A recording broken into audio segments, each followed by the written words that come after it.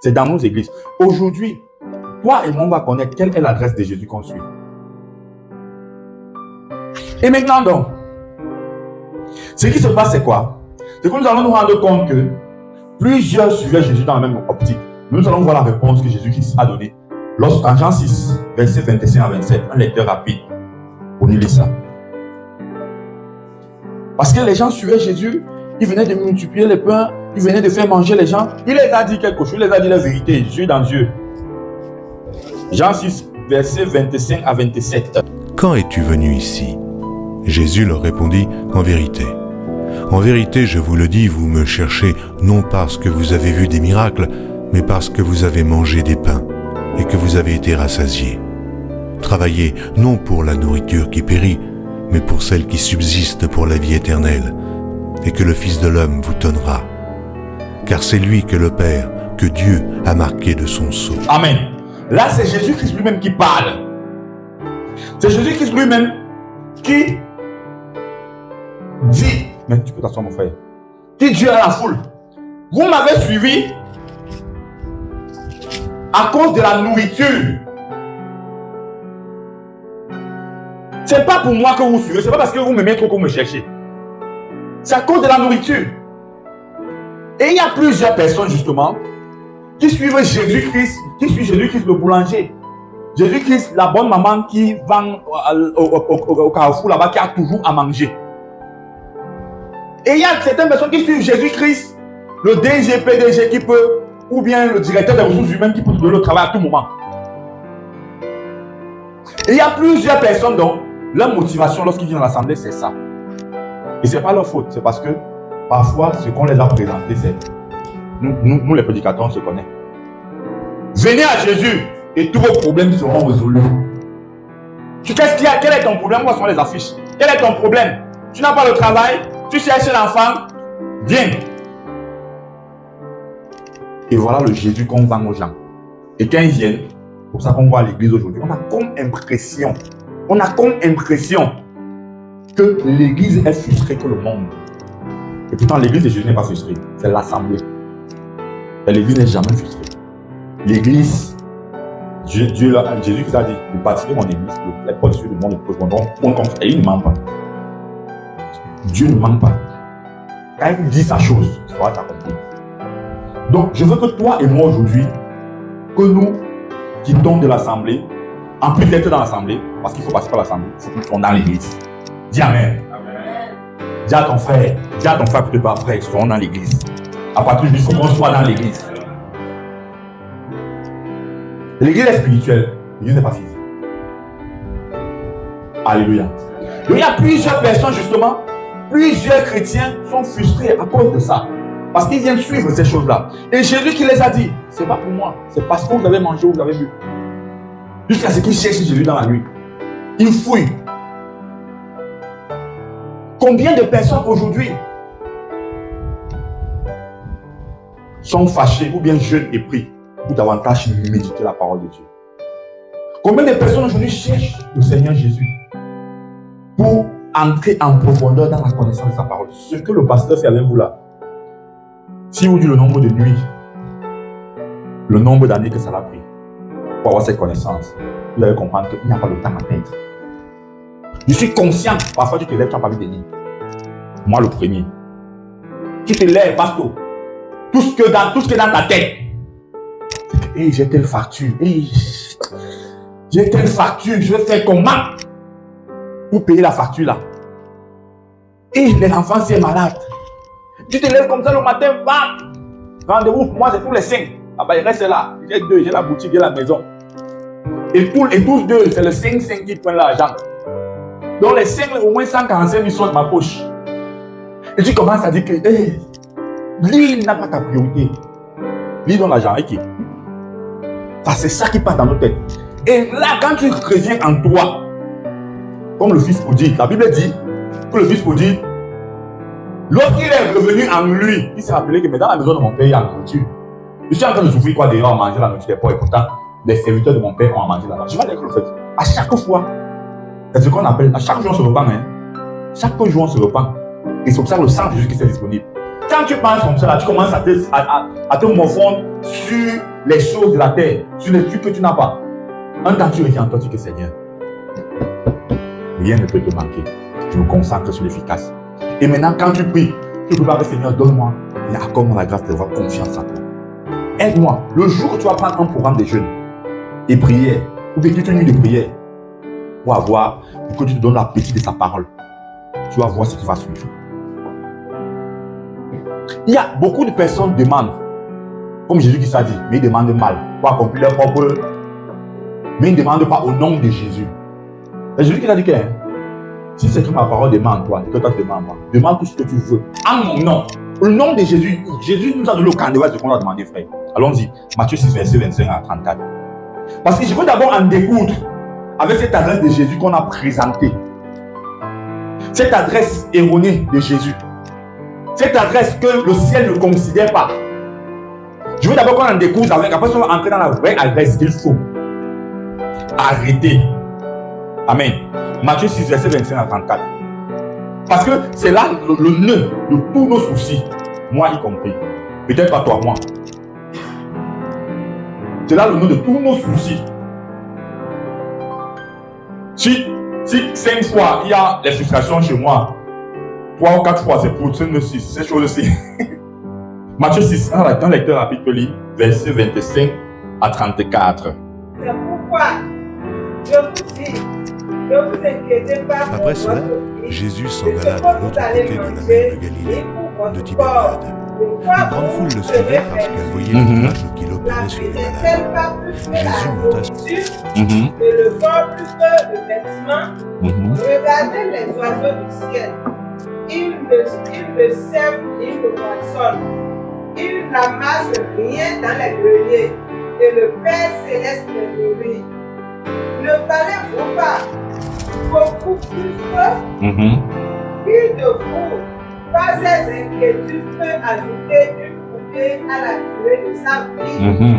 Et pourquoi vous inquiétez au sujet du vêtement? Considérez comment voient les lits des champs. Ils ne travaillent ni ne filent.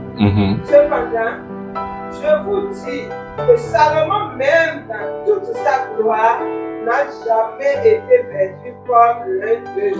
Si Dieu revêt aussi l'air des champs, qui existe aujourd'hui et qui demain sera jeté au fond, ne vous vêtira-t-il pas à plus forte raison, gens de peu de foi? Ne vous inquiétez point et ne dites pas que mangerons-nous, que boirons-nous, de quoi serons-nous vêtus? Car toutes ces choses, ce sont les païens qui les recherchent. Notez ça. Toutes ces choses, ce sont les païens qui les recherchent. Merci. Continue, maman. Votre Père Céleste sait que vous en avez besoin. Cherchez premièrement le royaume et la justice de Dieu. Et toutes ces choses vous seront données par-dessus. 34.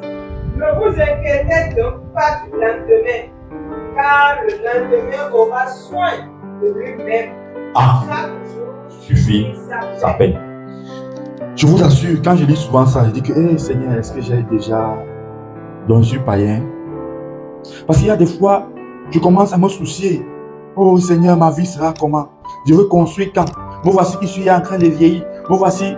Oh, la construction. Les terrains deviennent chers au Cameroun. Ça devient cher à Douala. De la manière que j'ai grandi, étant pousseur, en vendant en bordure de route, mes enfants ne doivent pas faire comme ça. Et me voici, je n'arrive pas, on se plaint chaque jour. Même si ce n'est pas en parole, dans l'âme, on se plaint. Et c'est parce que, en fait, l'intimité avec le Seigneur, la vraie adresse de Jésus que nous n'avons pas. Beaucoup de personnes sont venues à Jésus avec cette pensée que dès que j'arrive, bam, la solution, mariage, ceci et cela. Je ne dis pas que c'est mauvais, hein. C'est bon. Mais pour avoir ces choses-là, Dieu nous a dit quoi faire. Cherchez premièrement la justice de Dieu. Premièrement la justice de Dieu. Et le reste des choses Dieu n'appelle même pas ça bénédiction. Habits, maison, voyage, tout ça. Dieu appelle ça chose. C'est Jésus-Christ lui-même qui fallait. C'est pas pour Pierre. Attention. Il dit que le reste de ces choses-là, si on lit tout Matthieu 5, on prend Matthieu 6, vous allez voir les choses. Vous allez voir que c'est tout ce qu'on cherche souvent imprégné là. C'est ça qui dit qu'on doit laisser ça. Ce sont les païens qui doivent chercher ça. Est-ce qu'il est interdit qu'on travaille? Non, c'est pas interdit qu'on travaille. Et il y a même un pasteur qui dit d'habitude, si tu veux l'argent, va travailler. Arrête d'embêter Dieu. Va travailler. Mais nous, lorsqu'on nous travaillons, on a une promesse. En saisissant plus Dieu, le reste là va nous suivre. C'est la raison pour laquelle j'ai l'habitude de dire aux jeunes dans mon église que je ne sais pas comment on fait pour jeûner, pour demander le mariage au Seigneur. Je sais seulement que en classe de première, je prêchais l'évangile, comme j'avais l'habitude de le faire depuis que j'ai cru en seconde. Tous les permanences, c'était pour moi les chants pour prêcher l'évangile. C'est qu'en permanence, on a 1 heure, 2 heures, alors j'ai le temps. Et c'est là qu'une fille a écouté l'évangile, elle a donné sa vie au Seigneur. Aujourd'hui, c'est ma femme. Je ne sais pas comment j'ai fait. Pour dire que j'ai prié, jeûné. Et c'est là que je dis souvent que, comme on dit, cherchez pour moi la justice de Dieu. Le reste des choses vous suit, c'est vrai. C'est vrai. C'est une chose réelle et c'est vrai. Il dit les païens, c'est ça, c'est eux qui demandent ça. Les païens, c'est ce qu'ils cherchent. Et c'est là où j'ai un frère qui me dit souvent que je suis alors païen. Hein. Mais moi je cherche les choses là chaque jour. Seigneur, aide-moi à être chrétien. Aide-moi à être ton... Parce que tu fais comment? C'est en toi. Et c'est où le pasteur dit, il faut naître de nouveau. La pensée doit être renouvelée. Parce que ce que nous appelons bénédiction, le Seigneur n'appelle pas ça bénédiction. Maintenant, nous allons voir ce que c'est la bénédiction selon le Seigneur. Et nous allons voir l'adresse que le Seigneur aimerait qu'on ait. Et je vais dire, le diable a toujours eu la même méthode d'attaque. Depuis la Genèse, depuis notre ancêtre Adam, il passe par la même méthode. Il attaque la parole de Dieu qui est en toi. Il crée le doute en toi. Il fait à ce que tu puisses douter et que tu puisses remettre en question ce que Dieu a dit sur toi-même. Lisons Genèse 3, partie verset 1. Nous allons voir. Genèse 3. Oui. Le serpent était le plus rusé de tous les animaux des champs. Oui. Que l'Éternel Dieu avait fait. Il dit à la femme, Dieu, a-t-il réellement dit, vous ne mangerez pas de tous les arbres du jardin? Dieu a dit réellement dit, donc peut-être tu n'as pas bien compris. Hein. Oui, vas-y. La femme répondit au serpent, nous mangeons du fruit des arbres du jardin. Mais quant au fruit de l'arbre qui est au milieu du jardin, Dieu a dit, vous n'en mangerez point, que vous ne toucherez point. Voilà. C'est bon, vous arrêtez là. Oui, non, continue. Là où le diable commence à parler. Alors le serpent dit à la femme, oui. Vous ne mourrez point. Mais Dieu sait que le jour où vous en mangerez, vos yeux s'ouvriront, et que vous serez comme Dieu. Voilà. La femme dit que l'arbre. C'est bon. Voilà. La femme présente au diable la parole de Dieu. Ce que Dieu a dit. Ok? Est-ce qu'elle mentait? C'était vrai. Mais maintenant, le diable vient avec une autre parole pour faire douter à la femme. Faire douter à l'homme. Et étant allé jusqu'au bout de sa pensée, il a pu convaincre la femme. Alléluia. Le diable passe toujours par là. Tu es sûr. À manière que tu as il y a 33 ans, 34 ans, 35 ans. Et la science dit qu'à 40 ans, tu ne peux plus accoucher. Je suis sûr que tu trouves pas que c'est quand même bien d'aller faire un enfant dehors, tu reviens. Pourquoi ben pardon à Dieu, le sang de Jésus qui est disponible? Est-ce que c'est Dieu est une miséricorde? Il va te pardonner. Vas-y. Vas-y.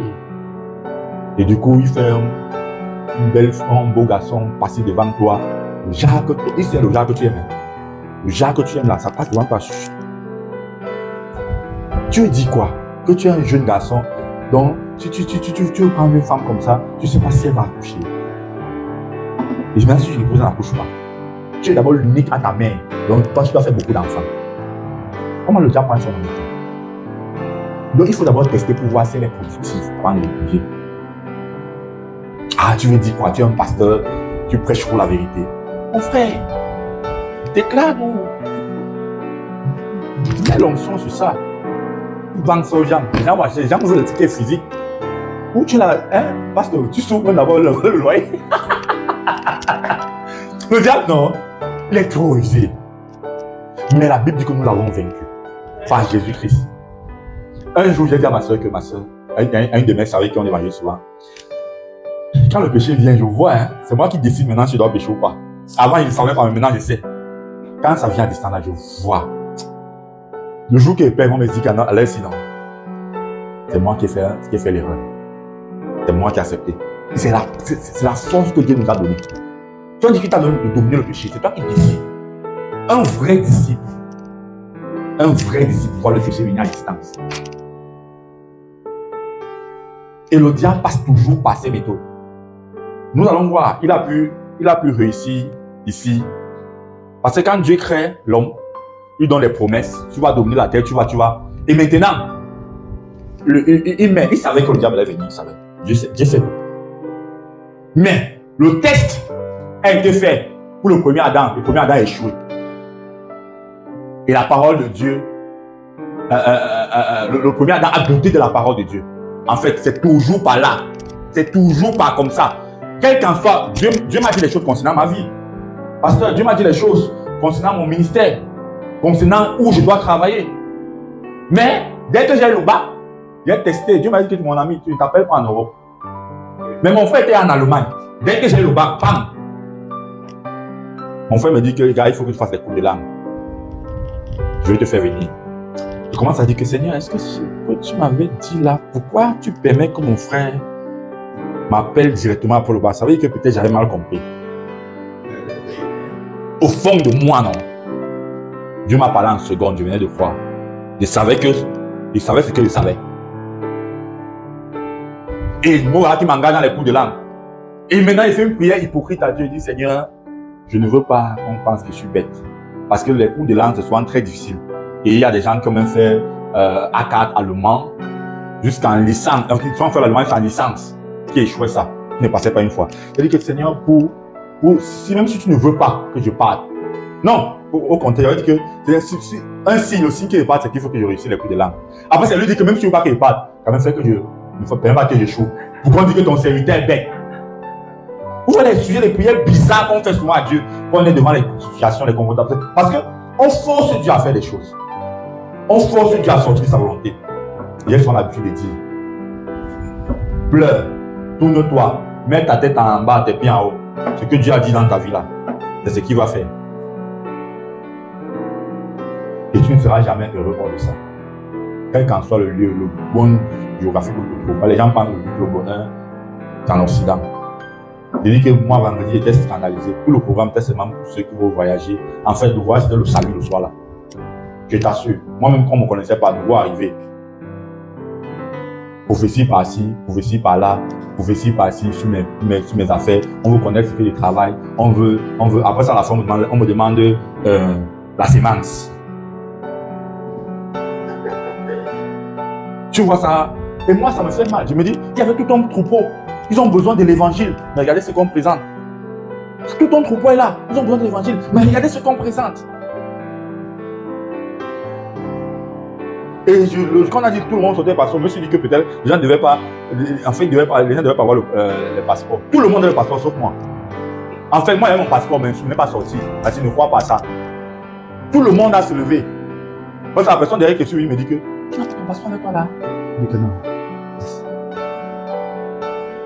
Parce que le plus important, l'adresse. Moi, je ne crois pas au Jésus-Christ ambassadeur. Parce que c'est Jésus qui venait pour faire les voyager les gens.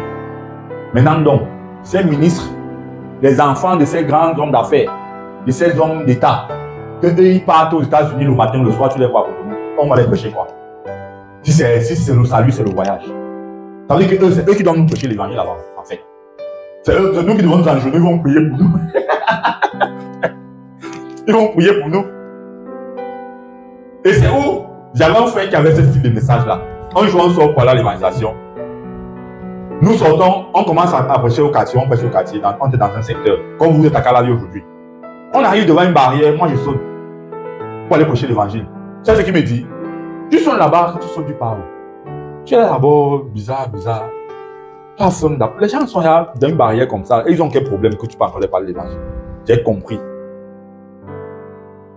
à quel Jésus l'a cru. J'ai compris qu'il avait un complexe. J'ai compris que pour lui, il ne peut pas prêcher devant quelqu'un qui est financièrement béni. Sinon, Jésus qui devait pas aller les acheter. C'est Matthieu. Donc, nous allons voir donc le nouveau Adam, le dernier Adam, Matthieu 4. Parce que le dernier Adam, lui, il est en train d'entrer dans son ministère, hein, comme le premier Adam entre aussi. Il est en train d'entrer dans son ministère, il a le même test. La promesse que le diable a fait au premier Adam, c'est que si tu marches, tu seras comme Dieu. Ah non, tu auras toutes les faveurs de Dieu. Ça veut dire que tu peux rester ici, là, demain tu es à Paris, demain tu es à New York, demain tu es à Londres, demain omniprésent comme Dieu. Je ne sais pas le temps là comment Dieu l'a existé, peut-être qu'il atterrissait, genre, je ne sais pas si c'était, mais on voulait voir seulement, elle voulait aussi cette expérience-là, et voilà. Mais maintenant nous allons voir, dernier Adam, il est passé ici par le test. Matthieu 4, verset 1 à 4. Lecteur rapide, s'il vous plaît. Matthieu 4, verset 1. Je cherche depuis la pendule pour regarder mon heure parce que... Ok, c'est bon. C'est bon, ok. Matthieu 4. Oui. Alors Jésus fut emmené par l'Esprit dans le désert. Oui. Par le diable. Après avoir jeûné 40 jours et 40 nuits, oui. Le tentateur s'étant approché lui dit, si tu es le Fils de Dieu, ordonne que cette pierre devienne des pains. Ouais, si tu es le Fils de Dieu. Donc, et rappelons-nous que dans Matthieu 3, Matthieu chapitre 3, le dernier verset, si on lit, vous allez voir que Dieu venait de dire que celui-ci est mon fils, en qui Matthieu 4, que le diable vient. Oui, que mon gars, ce que tu as compris là, tu es sûr que tu as vraiment compris ça? C'est toujours comme ça, le diable a tout. Le diable, en fait, le diable passe toujours pour nous fragiliser. Il attaque d'abord la parole de Dieu dans nous. Dès qu'il parvient, ça va nous amener. Oui, vas-y ma soeur. Jésus répondit, oui. Il est écrit, l'homme ne vivra pas de pain seulement, oui. mais de toute parole qui sort de la bouche. Le diable transporta dans la ville sainte, le plaça sur le roton et lui dit, si tu es le Fils de Dieu, jette-toi en bas, car il est écrit, il donnera des ordres à ses anges à ton sujet, et ils te porteront sur les mains, de peur que ton pied ne perde contre une pierre. Jésus lui dit, il est aussi écrit, tu ne tenteras point le Seigneur ton Dieu. Ok, les hommes de Dieu aujourd'hui, nous sommes des chrétiens, on te demande que non, si dans ton quartier, il y a un sorcier qui vit, ça veut dire que tu n'as pas l'onction, tu n'as pas la foi. Si dans ton quartier, il y a les pratiques de vaudou, ça veut dire que tu n'es pas un vrai serviteur de Dieu. Voilà Jésus qui sont en train de dire que il y a on ne tente pas Dieu. Je connais un frère en 2008, 2009. Il vient de recevoir le Seigneur Jésus-Christ. Il a peut-être 2 ans, 2 ans et demi. Il avait un zèle bizarre là. Il a quitté le littoral, voilà. Il allait dans les villages. Bamenda, où il y a la guerre là. Elle est là-bas. Elle a attaqué le sorcier de leur village. Pourquoi? Parce que pour lui, pour être un enfant de Dieu, parce que le diable est en train de te dire ce que tu es déjà, hein, mais il te demande de faire quelque chose pour être ce que Dieu dit que tu es déjà. Pour lui là, pour être un homme de Dieu, un serviteur de Dieu, il fallait que le sorcier de leur village meure. Et qu'il est parti. On l'a fait caler là debout 2 jours. 2 jours, le sorcier l'a fait. Dieu ne t'a pas envoyé là-bas. Dieu ne t'a pas envoyé là-bas. Il y a des gens que Dieu peut te dire, vas-y. Ok? Mais Dieu ne l'avait pas envoyé là-bas. C'était pour son propre orgueil. Supposons que Jésus savait dire que, mais il veut me tenter. Il veut m'essayer. Mais il saute où? Jésus allait mourir. On ne teste pas Dieu. Mais s'il connaissait la parole de Dieu, la prochaine tentation, vous allez voir, et qu'on aime bien. Verset 8. Oui. Le diable transporta encore sur une montagne très élevée. Oui. Puis montra tous les royaumes du monde et leur gloire. Et lui dit, je te donnerai toutes ces choses si tu me protèges et m'adores. Voilà. Jésus lui dit, retire-toi Satan, car il est écrit, tu adoreras le Seigneur ton Dieu et tu le serviras lui seul. Alors le diable le laissa. Et voici des anges vinrent auprès de Jésus et le servaient. Amen. Le diable savait qu'il avait faim. Quand on tombe d'abord la pied en pain, après ça saute, après ça tu te prosternes. Tout ce que Dieu ne veut pas, le diable dit fait. Il te présente quoi? Les biens physiques, matériels. Aujourd'hui, combien d'entre nous sommes là pour le matériel? Combien d'entre nous suivons Jésus-Christ qui peut te donner le matériel, qui peut te rendre riche? Combien d'entre nous? Est-ce que je suis en train de dire que les enfants ne doivent pas être riches? Mais combien d'entre nous sont là pour ça? Que c'est leur motivation première. Lorsqu'ils jeûnent, lorsque tu les vois prier, lorsqu'on dit dis à Jésus que ce que tu veux, il faut écouter ce que je dis. Dis à Jésus ce que tu veux. Dis à Jésus ce que tu veux. Il faut écouter les sujets de prière. Tu vas comprendre quelle adresse de Jésus on suit. Dieu a essayé d'attaquer la parole, d'attaquer Jésus. Le diable a essayé d'attaquer Jésus en utilisant la parole de Dieu. Mais mal. Aujourd'hui, plusieurs personnes disent que non, nous sommes là, nous sommes appelés un peuple céleste. Comment se fait-il que moi, en tant que ministre de Dieu, je puis marcher à pied pendant que le ministre de talon est en train de rouler dans les... Ça, c'est pas normal. Dis que c'est pas normal. Le peuple répond, c'est pas normal. C'est ça. Et c'est sur ça qu'on a basé notre foi. Et c'est ça qu'on a basé notre foi. Jusqu'au point où les gens n'arrivent pas à être joyeux. Le pasteur rit beaucoup comme ça. C'est ça. Ce n'est pas le royaume de Dieu n'est pas le royaume terrestre. Jamais. Jamais. Maintenant, nous avons lu au départ Jean 1, 29. Une adresse. L'adresse même qu'on doit suivre. Jean a présenté Jésus disant quoi? Voici l'agneau qui donne les visas. L'agneau de Dieu qui donne le mariage. L'agneau de Dieu qui donne les comptes bancaires. Il y a parfois d'autres personnes que vous allez recevoir l'argent dans votre compte bancaire. Vous allez recevoir l'argent dans votre compte bancaire. Dans votre compte bancaire. Soulevez les mains. Ouvrez vos porte-monnaies. Voici l'agneau de Dieu qui ôte le péché du monde. Frère, si toi et moi nous sommes ici aujourd'hui, c'est parce que nous savons que sans le Seigneur Jésus-Christ, nous ne pourrons pas éliminer ce péché. Nous savons que c'est par lui que nous sommes délivrés. C'est par lui que nous sommes saints. C'est pas, la Colossiens 2 le dit, que ce n'est pas à cause de notre effort. Ce n'est pas parce que nous travaillons.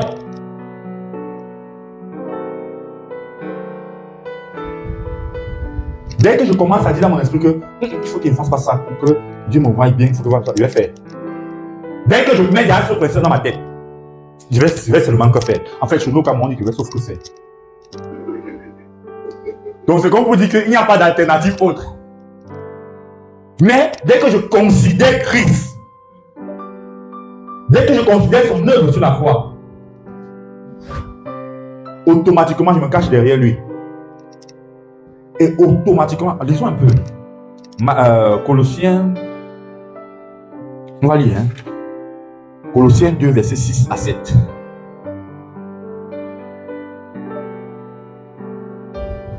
Colossiens 2, versets 6 à 7. Celui qui parle là-bas, il dit quelque chose de très important. Il y a plusieurs qui ont reçu Christ, mais qui ne marchent pas en lui.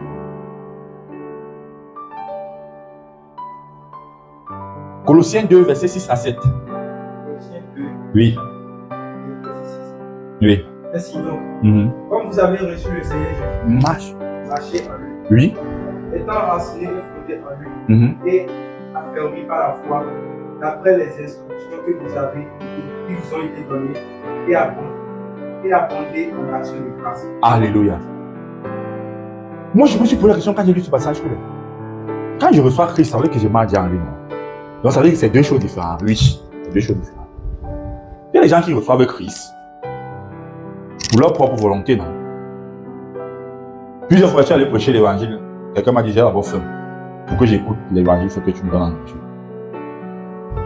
N'est-ce pas? Quand tu donnes la nourriture et tu prêches, tu vas dire, ah non, je reçois Christ. Mais, ce n'est pas le Christ agneau qui délivre du péché. Parce que les gens n'ont rien à foutre, qu'ils pêchent ou pas, ce n'est pas leur problème. Ça ne les dérange pas. Ce qui les dérange, c'est qu'ils veulent manger. Ils veulent le travail. Ce qui les dérange, c'est qu'ils veulent être guéris. Ils veulent avoir les 3 V. Véhicule, villa, virement bancaire. Quand ils ont ça, alors là, ils savent qu'ils sont chrétiens. Comment se fait-il qu'aujourd'hui, moi, en tant que ministre de Dieu, je n'ai pas les 3 V, pendant que les ministres du monde ont les 3 V? Non, Seigneur. Et d'autre part, Dieu a dit que Seigneur, si tu ne me donnes pas ça, il ne te sert plus. Yo, il ne sert plus, il va sauter les pieds. Et c'est comme ça qu'on utilise les stratégies maintenant pour faire entrer l'argent. Les stratégies pour montrer que non, voilà. Pour être enfant de Dieu, là, voilà le protocole. Pour être sûr que non, Dieu avec toi, voilà le protocole. Bien matériel, l'argent. Maison. Mariage. Frère, pourquoi je parle de ceci? À chaque fois que je sors ce message, je crois que c'est pas que je vous accuse directement. Je veux nous conscientiser. Parce que c'est que tu comprends, tu vas parler aux autres. Et même, quand tu vas sortir, parce que c'est là-bas que tu commences. Il y a une question suivante que moi j'aime poser aux gens. Comment tu as fait pour venir à l'église? Quel est le message qu'on t'a présenté? Est-ce que tu vas présenter un Jésus commercial là-bas? Oui, quand tu vas venir, il va te donner ça. Et tu ne parles pas de cette adresse. Agneau de Dieu qui ôte le péché. Voilà sa feuille de route. Il a ôté le péché du monde. Le monde n'avait plus d'espoir, c'est ça l'histoire. Adam avait péché. Et comme tout homme est né d'une femme, sort directement pécheur. Est-ce qu'on fait l'effort de pécher? Et on ne fait pas d'effort. Mon enfant a 7 mois péché déjà. Donc, il voit les craies du péché en lui, c'est-à-dire que Seigneur Jésus. Donc, l'enfant, bébé, manifeste déjà le péché. On ne fait pas d'effort. Parce que c'est notre nature. Maintenant, quand tu reçois Christ et que tu marches en lui, automatiquement, tu adoptes une nouvelle nature, qui est la nature de Christ. Et c'est cette nature-là qui te fait, oh, tous les trucs qu'on appelle péché là, tu as horreur. Et un signe, même quand ça arrive, parce qu'il y a le péché et les péchés. Même quand ça arrive que tu pratiques un acte de péché, tu ne dors pas bien. Qu'est-ce qui fait ça? Or qu'avant tu dormais bien. Parce que la nature qui en toi rejette ça. La nature qui en toi rejette ça. Et c'est ça la nouvelle nature, la nouvelle naissance. Donc, Jésus-Christ, c'est la nuit qui ôte le péché du monde. Adam et Ève avaient péché. Tout homme né d'une femme et d'un homme est né avec le sang du péché en lui. Et maintenant donc, Dieu a fait tout. Par les prophètes, il est passé. Il a déversé sa colère. Les hommes péchaient toujours. Et c'est là que Jésus-Christ a dit, ok, comme toi, c'est ce qui t'intéresse le sang, je vais aller mourir, verser mon sang pour ces hommes-là. Pour que tu les voies plus pécheurs. Que moi, je vais prendre les péchés, mettre sur moi, je deviens péché pour eux. Sur la croix, je meurs. Le péché, la mort, meurt aussi. Jésus qui sur la croix a tué le péché et il a vaincu le monde, il a vaincu Satan. Il a vaincu le monde, il a vaincu Satan. Et qu'il est mort, il est allé aux enfers. Il a dit à Satan, c'est toi qui détenais les clés de l'enfer. Il a dit au séjour des morts, il a dit à la mort, Donc, c'est le pasteur dit souvent que même quand une mouche meurt, c'est parce que Dieu a voulu qu'elle meure. Parce qu'il y a parfois, tu veux tuer là une mouche. Tu vas taper, tu vas me casser ton bras. Le juste Dieu n'a pas décidé qu'elle meure, elle ne mourra pas. Tu tapes, elle est partie là-bas. Tu tapes, elle est partie là-bas. Parce que la vie et la mort sont entre les mains de Jésus-Christ. Alléluia. Alléluia. Et c'est lui, aujourd'hui, qui est notre avocat. Et celui-là qui intercède pour nous. Le ministère d'intercession pour nous. Tous les saints. Et c'est pour ça, quand nous venons à lui, nous devons venir à lui avec la pensée de vivre comme lui. Avec la pensée de sa volonté pour nous.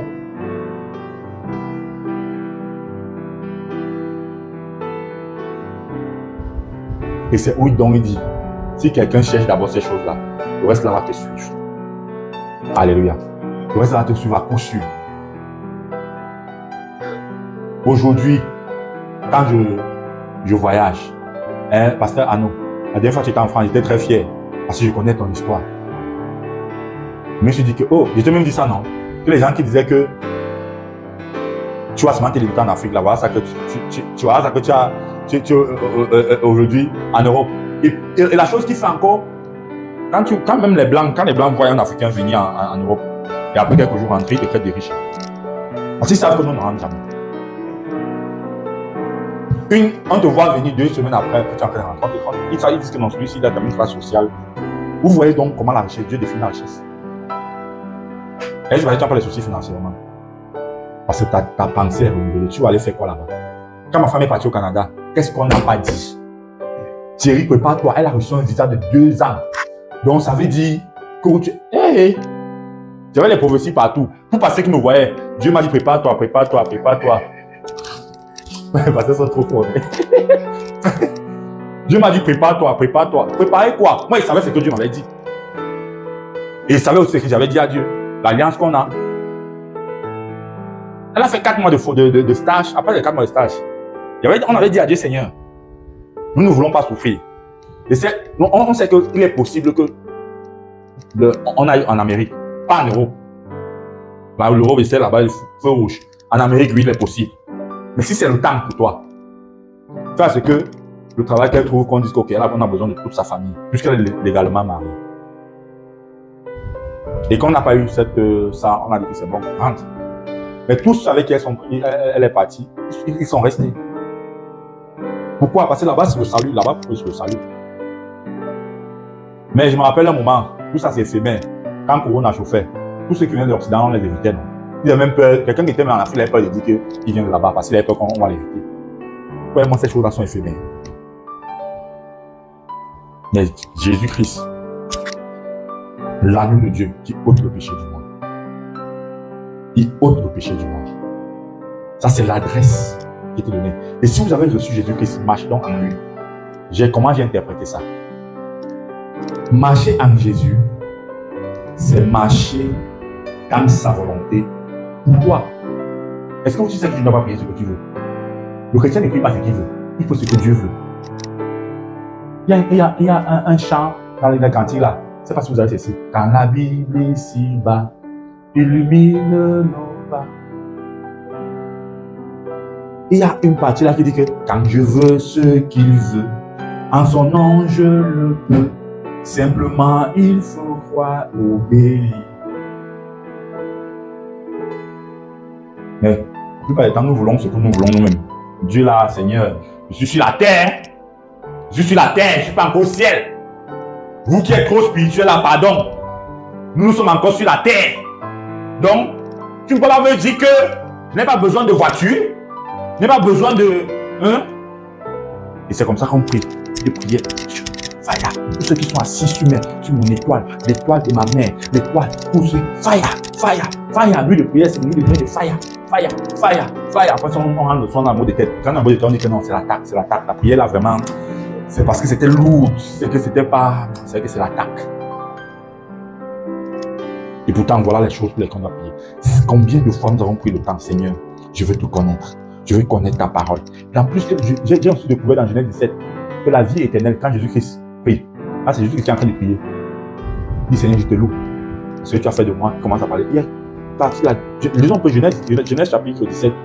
Jean chapitre 17, à partir du verset 1. La vie éternelle, c'est de te connaître. De te connaître et connaître celui que tu as envoyé. Il dit que, what? La vie éternelle, quand j'ai lu ça, mes cheveux se sont levés. Or que j'ai lu pour ça chaque jour, Dieu m'a fait comprendre. Genèse. Jean chapitre 1, verset 17. Chapitre 17. Après avoir ainsi parlé, Jésus leva les yeux au ciel. Père, l'heure est venue. Glorifie ton Fils. Oui. Afin que ton Fils nous glorifie. Selon que tu lui as donné, toi sur toute chair. Oui. Afin qu'il apporte la vie éternelle à tout ce que tu lui as donné. Or, la vie éternelle, c'est qu'ils le connaissent. Toi, le seul frère Dieu. Et celui que tu as envoyé, Jésus-Christ. Amen. C'est bon. La vie éternelle, c'est qu'on te connaisse, toi le seul vrai Dieu. Et c'est lui que tu as envoyé, Jésus-Christ. Combien de fois on passe le temps à jeûner et prier, Seigneur, je veux te connaître. Seigneur, je veux te connaître. Depuis des années et des années que nos pères ont cru au Seigneur. Chaque jour, Dieu se révèle. J'ai appris un truc quand je lisais le livre d'Exode sur Moïse. Moïse qui a tellement marché avec Dieu, qui a fait des miracles extraordinaires. Je suis en train de finir. Miracles extraordinaires. Et ils ont passé des moments difficiles dans le désert avec le fait qu'ils n'avaient pas la chaleur, les difficultés qu'ils ont eues dans le désert. Et Dieu les a promis en Canaan pour le lait et le miel, une bonne terre, où il n'y a pas de souffrance et tout et tout. Et à cause du péché du peuple d'Israël, Dieu dit que je ne serai pas avec vous. Dans Exode 33. Et Dieu dit qu'en tout cas, allez où vous devez partir là. Vraiment, vous partez. Ok? Partez. Moi, je ne serai pas avec vous de peur de vous tuer. Le peuple que tu mènes là, c'est un peuple rebelle. Je ne veux pas être avec vous. Mais ça, Moïse dit qu'en tout cas, non, c'est que tu nous envoies pour le lait, le miel. Nous, je ne sais pas là, non, on part quand même. Mais soit ce que nous les hommes on cherche. Nous, on veut les bénédictions de Dieu, on ne veut pas Dieu lui-même. C'est pour ça que nous sommes à l'assemblée. On veut les bénédictions de Dieu, on ne veut pas Dieu lui-même. On veut les bénédictions de Christ, on ne veut pas Christ lui-même. En fait, on n'appelle même pas les bénédictions, on veut ses faveurs. Parce que selon Christ, la bénédiction, ce n'est pas ce que nous parlons d'appeler bénédiction là. On ne veut pas Christ lui-même. Mais Moïse a dit, Dieu, si toi tu ne parles pas avec nous, pardon, mieux on reste ici. On peut faire rester ici dans la souffrance. Si c'est que tu n'es pas avec nous, et ça c'est très fort de sens. Les gens qui passent, ils veulent aller quelque part. Dieu leur dit que, allez, moi je suis pas là, il dit que tu ne peux pas moi. En fait, non, pas sans toi. Ça veut dire qu'on t'a priorisé. C'est toi qu'on veut d'abord. Ce n'est pas l'endroit là. C'est d'abord toi qu'on veut. Beaucoup de personnes, Seigneur, je sais qu'il y a la volonté permissive, la volonté parfaite de Dieu. Seigneur, je sais qu'il n'est pas encore dans la foi. Oh, nos soeurs, excusez-moi. Merci parce que la sœur là, quand je vois, tu es marié déjà. Voilà. Donc, tu ne te sens pas attaqué. Gloire à Jésus. Parce que ça va les sœurs qui ne sont pas mariées, ça va t'attaquer. Mais c'est la vérité. Même s'il n'est pas encore vraiment chrétien, Seigneur va croire. Il va croire. Je te promets, si tu permets qu'il m'épouse, je te promets que je vais mettre dans la prière pour qu'il croie. Il y a une seule qui de mon église fait la prière comme ça. Et Dieu merci, Dieu a touché son cœur et me dit. Je dis qu'attention, ça c'est une prière, c'est le diable qui te pousse à prier comme ça. Si tu ne connais pas, c'est écrit où dans la Bible, tu es en train de prier. Moïse a dit que si tu ne parles pas avec nous, moi non on ne parle pas. On peut faire rester dans la souffrance. C'est d'abord toi qu'on veut. C'est Jésus-Christ qu'on doit vouloir d'abord. Nous, aujourd'hui, les disciples de Christ, c'est Christ qu'on veut d'abord. En fait, et ce n'est même que lui qu'on doit vouloir. Parce que dès que tu le veux, tout le reste vient. C'est pas comme s'il a dit que cherchez premièrement la justice et le royaume des cieux d'abord. Cherchez premièrement le royaume de la justice et le royaume des cieux. Le reste va vous suivre. C'est une évidence. Amen. Maintenant, je vais finir par ceci. Dans Jean 15, on ne doit pas lire, où Jésus-Christ dit que il y a le cep, nous sommes le sarment. Il y a le tronc, nous sommes les branches. Si tu te coupes de lui, automatiquement tu ne vis plus. Et il y a une autre partie où il dit, si c'est que je suis en vous, que vous êtes en moi et que je suis en vous. Il y a un verset comme ça, il parle quelque chose, tout ce que vous demanderez, quelque chose comme ça. Vous voulez? C'est pas une question seulement que tu demandes en Christ, mais Christ ne se demandera pas. Parce qu'il y a beaucoup que Christ ne demande pas en eux. Parce que quand Christ regarde que tu viens demander en lui pour tes propres choses, il ne va pas venir chez toi. Il va te laisser faire les nuits de prière. Jusqu'au jour où tu vas comprendre le vrai message que tu vas t'aligner. Jusqu'au jour où tu vas décider. Parce qu'il y a d'autres qui comprennent même, mais ils ne veulent pas croire, ils ne veulent pas s'aligner. Et ils passent le temps, chaque jour, ils sont là. Ils sont là à réclamer, à réclamer, à réclamer, à réclamer. Et tout ce qu'ils réclament, c'est sur la chose de ce monde. À réclamer, à réclamer. Et la meilleure chanson de loin, c'est tout ce que le diable m'a volé. Ils sont en train de vouloir prendre tout ce que. Ils sont en train de vouloir prendre les choses seulement de la terre. Amen. Et maintenant donc, prenons cette dernière figure. Dans Matthieu 23, verset 39 à 43, est-ce que quelqu'un peut lire? Le dernier passage, on va lire, on va clôturer par là. Je ne sais pas à quelle heure j'ai commencé, mais il est 12h05. Bon, on va finir par là. Parce que c'est l'histoire des bandits. Plusieurs savent pourquoi Jésus-Christ, en fait, dans son adresse, pour qu'il ait la bonne adresse selon les hommes, il faut qu'il fasse des miracles. Jésus-Christ, pour qu'il soit Messie, il faut qu'il fasse des miracles. Disons un peu ce qui s'est passé dans Luc 23, verset 39 à 43. Lecteur rapide, s'il vous plaît.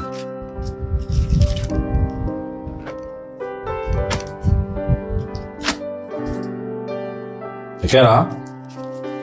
Luc chapitre 23, verset 39 à 43.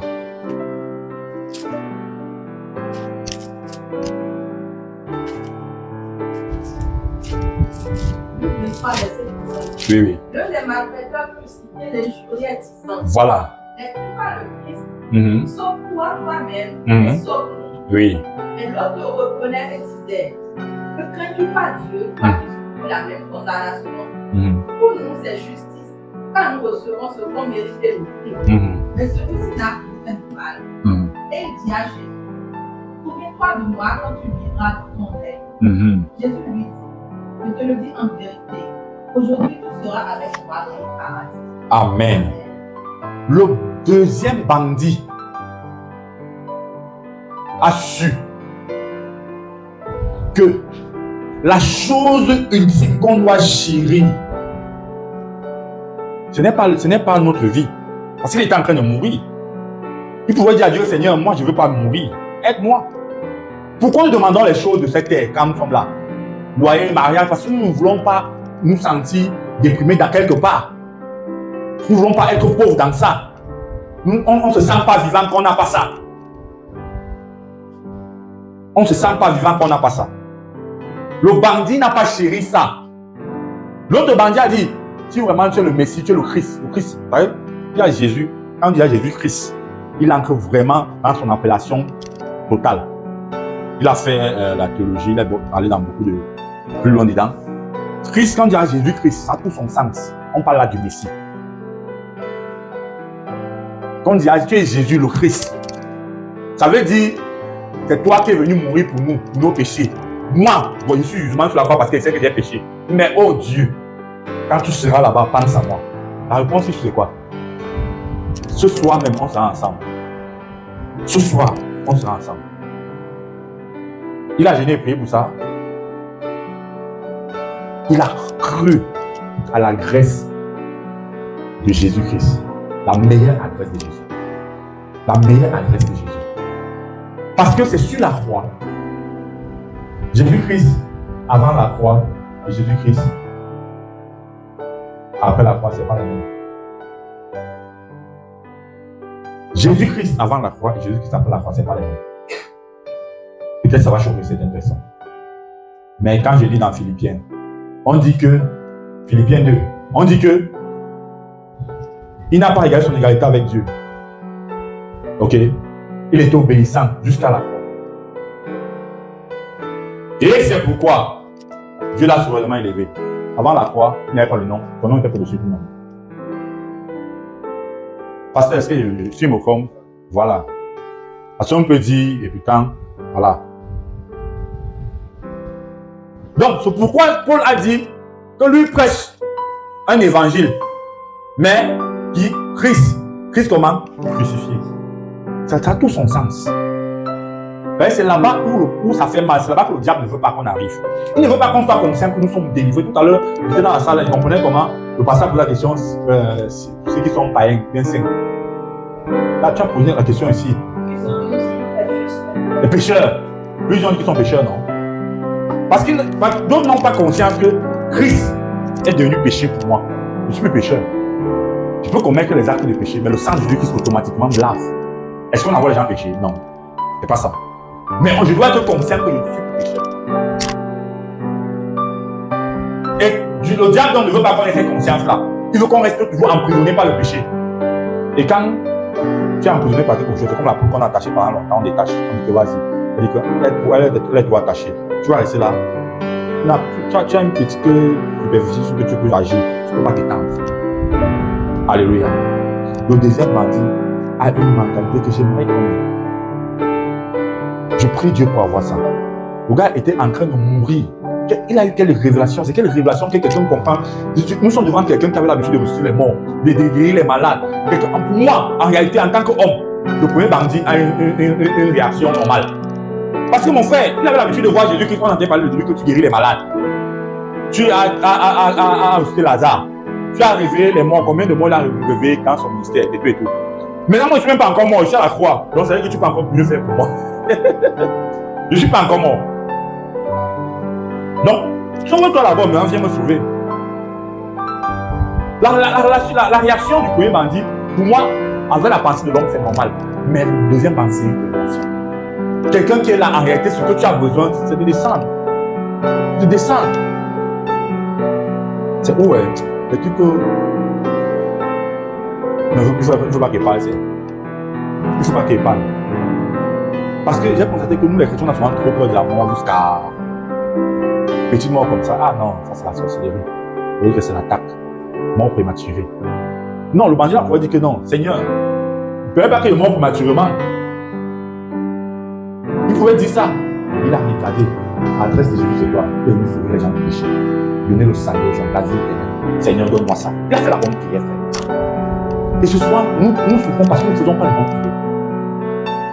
Est-ce qu'on peut se mettre sur nos pieds?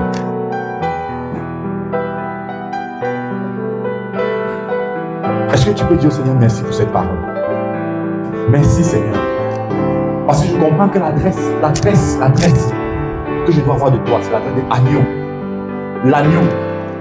Celui-là qu'on mène à l'abattoir. Il ne parle pas. À cause de mes péchés, ton sang a été versé. L'adresse que je dois avoir de Jésus, c'est Sauveur. Celui qui me délivre du péché. Dis merci au Seigneur pour cela. Merci au Seigneur pour cela. Merci au Seigneur pour cela. Merci au Seigneur pour cela. Et tu vas prier maintenant. Tu vas dire à Dieu, accorde-moi la grâce d'avoir, lorsque je pense à toi, que je pense à cette adresse. Lorsque je pense à toi, que je pense à cette adresse. Que l'adresse que j'avais disparaisse de mon esprit au nom de Jésus. Adresse de Jésus-Christ boulanger, Jésus-Christ maire, Jésus-Christ ambassadeur, que cela disparaisse. Que cela disparaisse au nom puissant de Jésus-Christ. Que cela disparaisse dans mon esprit. Au nom puissant de Jésus-Christ. Je dois être conscient que tu m'as appelé pour les bonnes œuvres, que tu as déjà prédestiné. Je dois être conscient que c'est que tu prends soin des oiseaux, tu vas prendre soin de moi. Ce n'est pas un sujet à débattre. Tu prends soin des oiseaux qui n'ont pas d'intérêt, qui ne sont pas ton image. Moi qui suis à ton image et je suis ton enfant, je sais que tu dois prendre soin de moi. Il n'y a pas de débat. C'est ce que nous devons avoir, frère, cette conscience-là. Que Jésus-Christ est un Père responsable. Dieu est un Père responsable. Il n'y a pas de débat. Il doit prendre soin de nous. Nous, ce que nous avons à faire, c'est de l'arrêter sur son adresse ultime. Sur sa meilleure adresse, agneau de Dieu. Seigneur, je dois te servir. Je dois être à ton image. Je dois atteindre ton image, la perfection de ton image. Accorde-moi la grâce. Accorde-moi la grâce. Accorde-moi la grâce. Fais cette prière au Seigneur. Seigneur, mon Dieu, mon roi. Je dois être à ton image. La perfection de ton image. Oh Dieu de gloire. Donne-moi au nom puissant de Jésus-Christ. Merci Seigneur, mon Dieu, mon roi. Merci Saint-Esprit de Dieu. Je prie d'agir, Saint-Esprit de Dieu. Au nom puissant de Jésus-Christ. Amen.